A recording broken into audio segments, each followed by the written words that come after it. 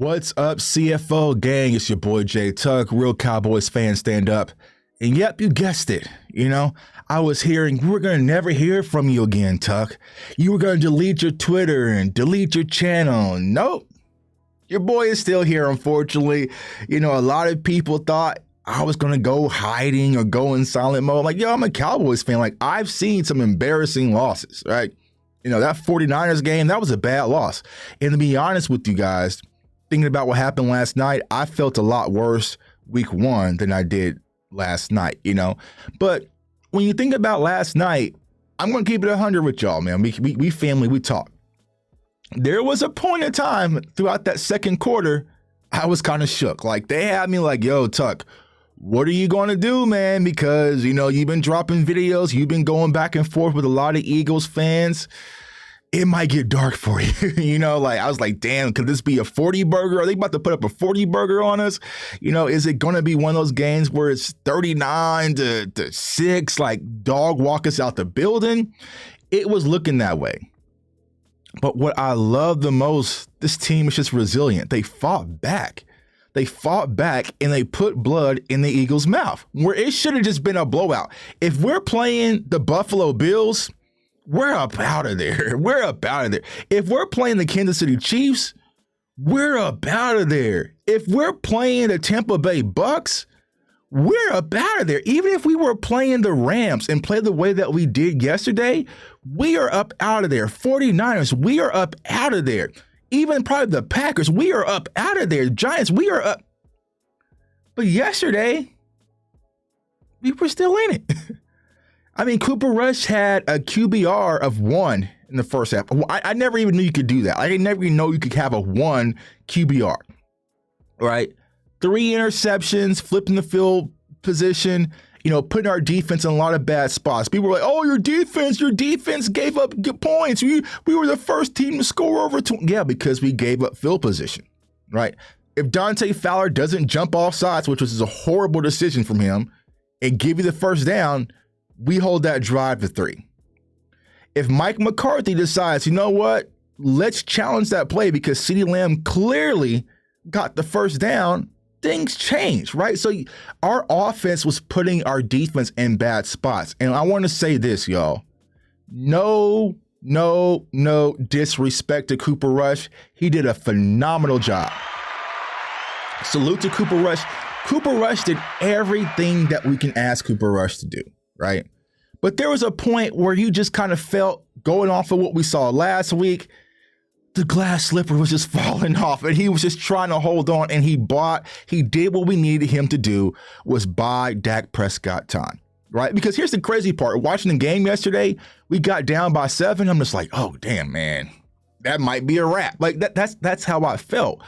But to see them still fight back, still rally back, you have to be excited, Cowboys Nation. Now, I'm not saying let's drink the Kool-Aid yet.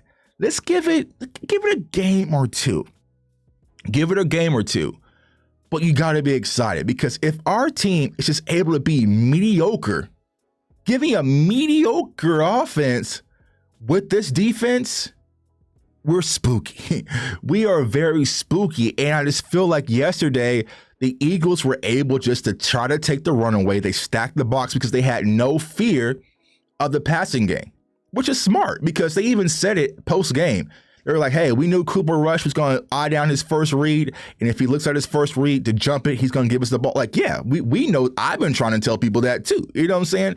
So I felt like from the offensive standpoint, we just kind of had to hope and pray that there was an opportunity that Zeke or Pollard or someone just breaks and kind of flips the ball game, and we kind of got it from Kevontae Turpin.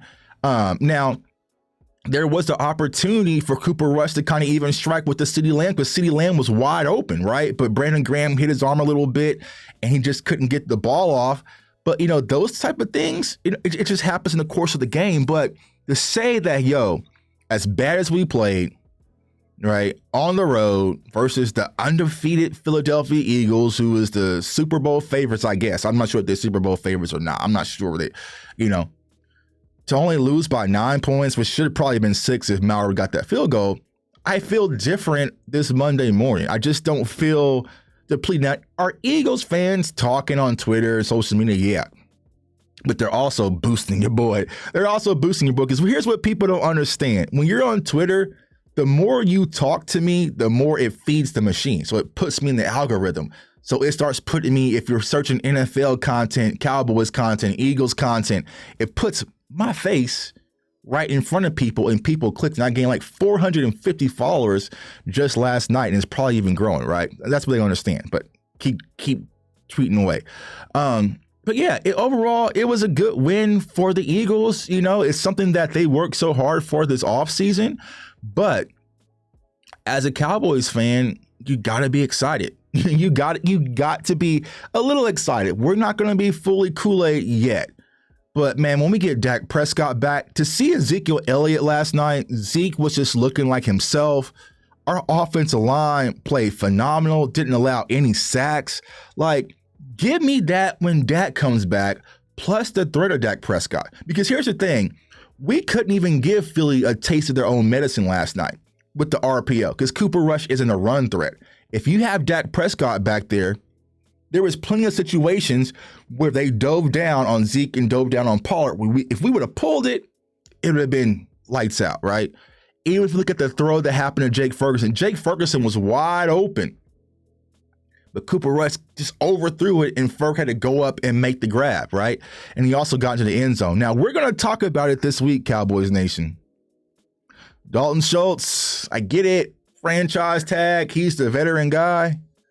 But those two rookies, man, I'm not sure you take them off the field. I'm not sure how you take Hendershot and take Ferguson off the field. They just give you something new when it comes to this Cowboys offense, especially with the tight ends. But we shall see. You know, Noah Brown almost came down with a big catch. Michael Gallup was kind of limited yesterday. They use CD in a few different ways. I like it, so we'll be able to carry off of that. Defensively, I just feel like the Eagles has had a good scheme for Micah Parsons. It's not a knock on Micah Parsons. It was more of a chess play. We haven't seen it, but here's the thing. Not a lot of teams can do that to the Cowboys because they don't have a dual threat quarterback like Jalen Hurts. Now, here's where the Eagles messed up. You got to play us again. And then you probably might have to play us again after that. So next time we play, I am 1,000% confident that Micah and Dan Quinn is going to be ready for that RPO scheme. They caught him off guard because he didn't know, all right, do I go to the pass rush? Do I play the outside contain on Hurts? Do I do the run? Like, there was a lot of things that kind of made Micah think for the first half. But now since we've seen it, it's been exposed, right? So now they're going to be able to plan for it. So, there's going to be a lot of things that goes into this season, but I feel like if Dak Prescott is fully healthy, which he says he is, last week was the last week of being the underdogs, Cowboys Nation. We're no longer the underdogs. We're like 7-point favorites versus the Lions. We're about to hear Cowboys ain't beat nobody all the way until Christmas. Things are going back to normal, right? Because we're going to get QB4 back. But like I said, Cowboys Nation, you got to be excited about what you saw last night. Now, granted, we're all competitors. We want to win. We want to win every game. We want to go 17-0. But if you tell me that's the face of the NFC, and in order to get to where we're trying to go, that's where we might have to go on the road to, and that's what we might have to get through, I'm taking it 10 out of 10. That's a blessing. That's a blessing. I'd much rather go face that than even go face Tampa right now. And that's just because of the Tom Brady factor, right? It's just like, I'd rather play against that because I feel like the Cowboys stacked well versus the Eagles with one hand tied behind their back with Cooper Rush. But like I said, no knock on Cooper Rush. Did a phenomenal job. All the quarterback controversy is said and done. We're over that. Now it's time to get back to Dallas Cowboys football, man. It's your boy, J Tuck. Comment, like, subscribe. Follow me on all social media platforms at JTuck151. They're going to talk. They're going to chirp, but they're going to do that regardless of just what they do because they're fascinated with us. They love us. They're obsessed. But Cowboys Nation, you should be excited about what you saw last night. I want everyone to stay safe, stay blessed, stay encouraged, and go Cowboys. Peace.